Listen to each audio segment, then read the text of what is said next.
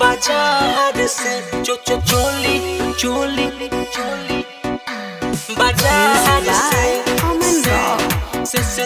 से बाजार।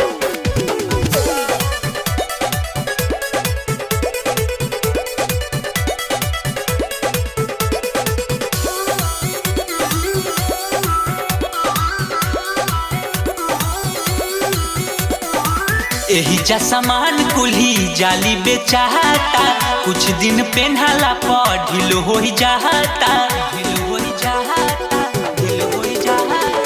एही जा सामान कुल्ही जाली बेचाता, कुछ दिन पेन्हाला पर ढील हो जाता। तंग बनी अपना अनार से ले लेना है एगो चोली बलमुआ दिल्ली के मीना बाजार से। ले लेना है एगो चोली बलमुआ दिल्ली के मीना बाजार से।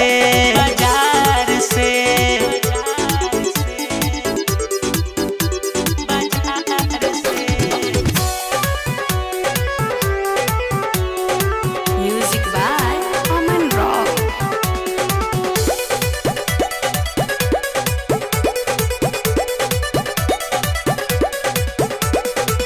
आरा के लाली बलिया के बाली बिंदिया तू बक्सर के लैला राजा बड़ा नी मन कहिलहना।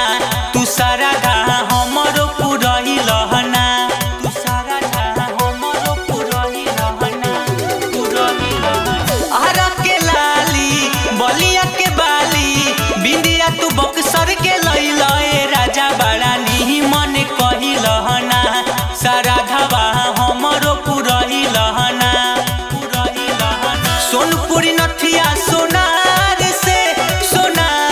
से ले लेना है एगो चोली बलमुआ दिल्ली के मीना बाजार से।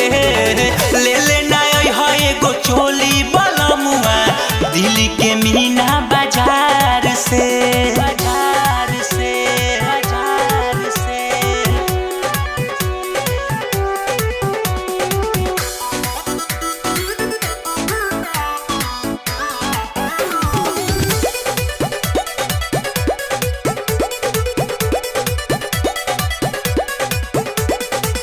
अरुण बिहारी बुझिला चारी जल्दी से घरे आई जाई लुगाई राउर तरपत बहारी जी।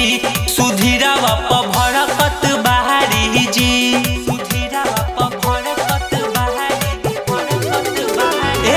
अरुण बिहारी बुझिला चारी सोनू जी घरे आई जाई लुगाई राउर तरपत बहारी जी। शुभमा भर कहत बारी जी। देवराय जीत गए कार से ले लेना है एगो चोली बलमुआ दिल्ली के मीना बाजार से। ले लेना है एगो चोली